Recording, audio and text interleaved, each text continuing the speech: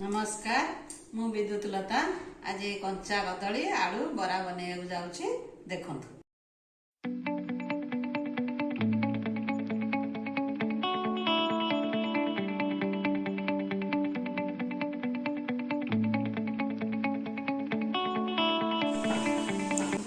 कंचा कदली दुईटा आलू गोटे कटा पियाज बेसन हलदी गुंड लंका गुंड आवश्यक अनुसार लुण।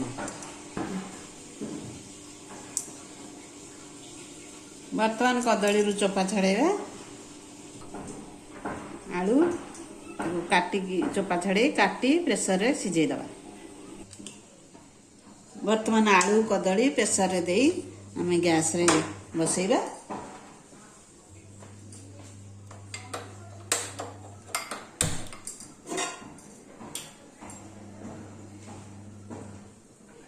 दुईटा हुइसिल आसीगले आमे गैस ऑफ कर दबा।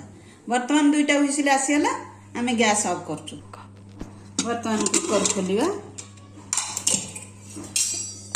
आलू कदली बाहर कर दबा।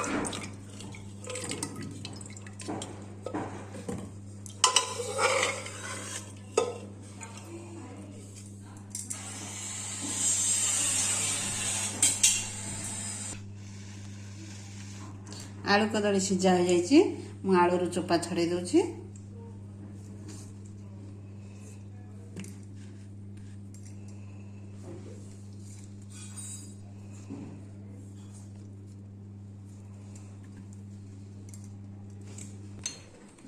बर्तमान एथरे कटा पियाज देदबा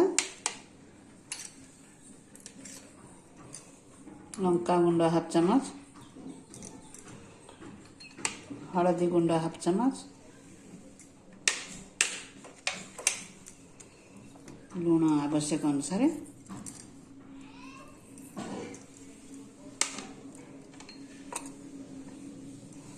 भल भाव चकटी देवा।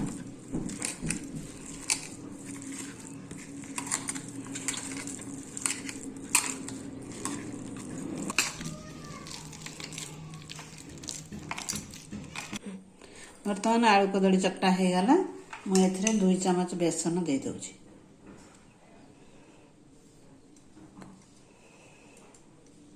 बेसी देवे नहीं अल्प 2 चमच छोट चमच 2 चमच देवे भल भाव गोल देवे।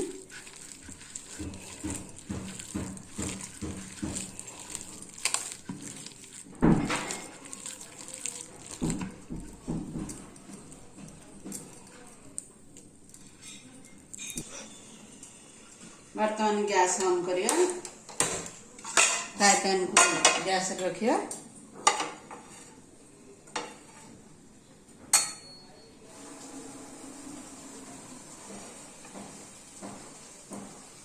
बर्तमान फ्राई पैन गरम है हमें तेल देदेबा 3 चमच तेल देवे।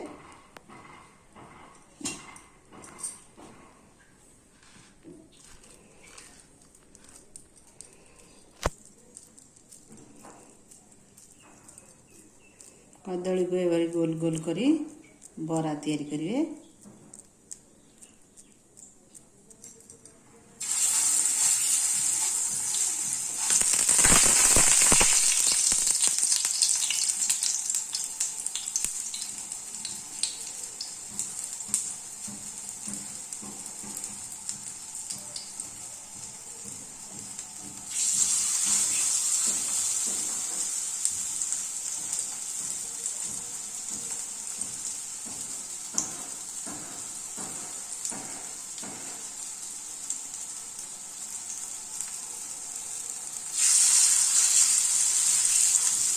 मैं गैस को सिम कर दूँ।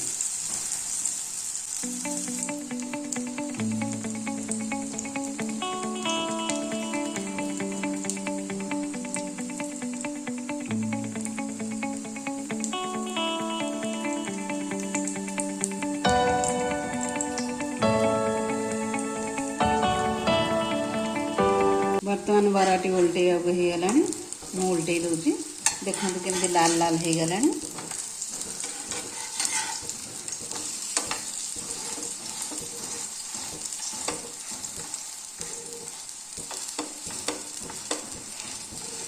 पुणी आम सिम कर किसी समय छाड़देवा।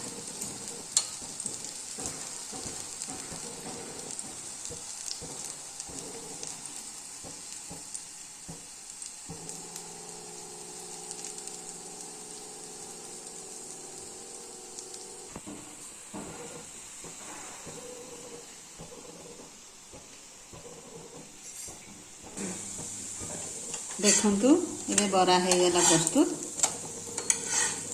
आम या बाहर करदे।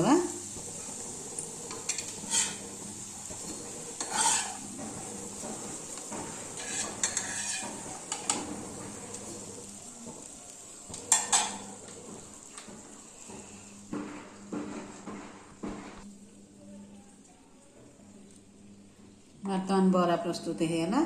खातु खुआतु, आमको सब्सक्राइब करंतु।